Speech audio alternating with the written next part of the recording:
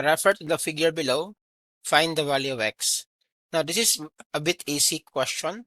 So if you want to solve this one on your own, pause the video and then comment down your answer in the chat.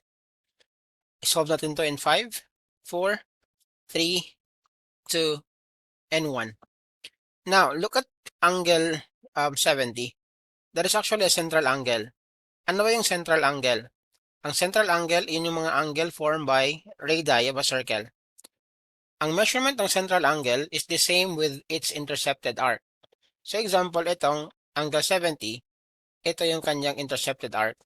So if that is 70, this is also 70.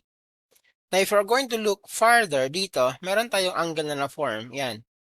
Ang tawag naman dito is inscribed angle. Ang inscribed angle is formed by two chords, no? Mga chords ng circle. Ang measurement nito is 1/2 of its intercepted arc. So ang intercepted arc niya is 70. Ano yung 1/2 niyan? So 1/2 ng 70, that is 35. So dito, ang measurement mo is 35 degrees. And then again, you're looking for the value of x. Ano ba yung angle x na yan? Ang x is ito, the entire thing, right?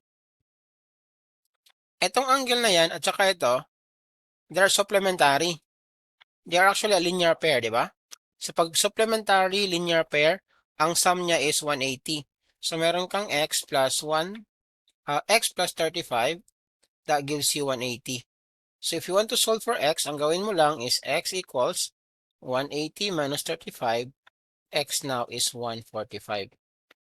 And that is letter A in our choices. Follow for more.